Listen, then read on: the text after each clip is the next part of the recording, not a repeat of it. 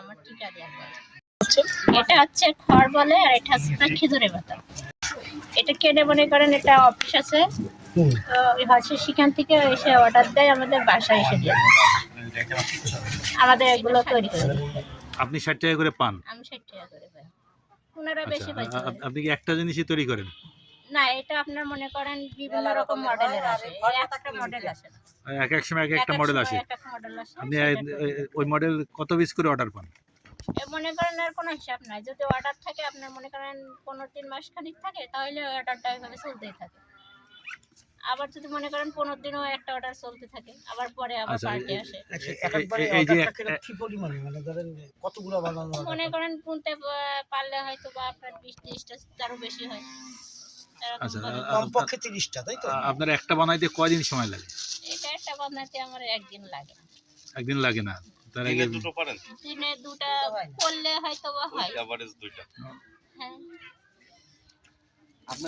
যা থাকে মনে করেন নিজে চলতে পারি। বিদেশে নিয়ে আর কিছু থাকে হাতে আর কি। $12 বাংলাদেশি টাকা। হ্যাঁ, কিছু টাকা $12 1000 টাকা। না থাকলে আপনি কতদিন ধরে করতেছেন?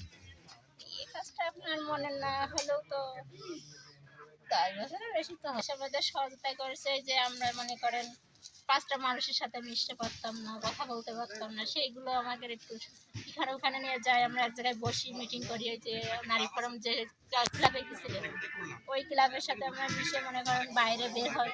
আগে লজ্জায় মনে করেন বাসা থেকে বের হয়। প্রতিবন্ধী হয়তো বা আমাদের দেখলে মানুষ অবহেলা করে। হাঁটতে পারেন? আপনি কি ধরেন, কি সমস্যা আপনার? আমার পায়ের সমস্যা। পায়ের সমস্যা? জন্মগত? জি না, আমার টিকা দেওয়া হয়। পোলিও পোলিও টিকা দেয় যে ওই টিকা। ওই টিকার পরেই সমস্যাটা হয়েছিল? হ্যাঁ। 1 বছর পরে, ওর বয়স 1 বছর পরে, তাই ওই সমস্যাটা হাঁটতেই পারে না, ওই সমস্যা। আমাদের এখানে শিমুলিয়া হলো এখানে প্রোডাকশন হাউস। আমরা বিভিন্ন গ্রাম থেকে এই হাতের কুটির শিল্প মানে মহিলা তৈরি করে এখানে এসে জমা দেয়। এখান থেকে আমরা ঢাকায় পাঠাই। ঢাকা থেকে দেশের বিভিন্ন দেশে এটা আমরা এক্সপোর্ট করি। আমাদের বেশি মাল যাচ্ছে জার্মানিতে, ফ্রান্সে, সুইডেন, সুইজারল্যান্ড, কানাডা, অস্ট্রেলিয়া। আমরা এর মাধ্যমে আমরা প্রচুর পরিমাণে বৈদেশিক মুদ্রা অর্জন করতে পারছি। কারিগর কিভাবে সৃষ্টি হলো? কারিগর হচ্ছে, এটা অনেক আগে একটা বায়ার আসছিল, তারা একটা স্যাম্পল নিয়ে আসছিল। এটা 30-35 বছর আগের কথা। সেখান থেকে একটা স্যাম্পলের নমুনা নিয়ে আসছিল। সেখান থেকে মহিলারা প্রশিক্ষণের মাধ্যমে পুরো এলাকাটা এটা ছড়িয়ে গেছে।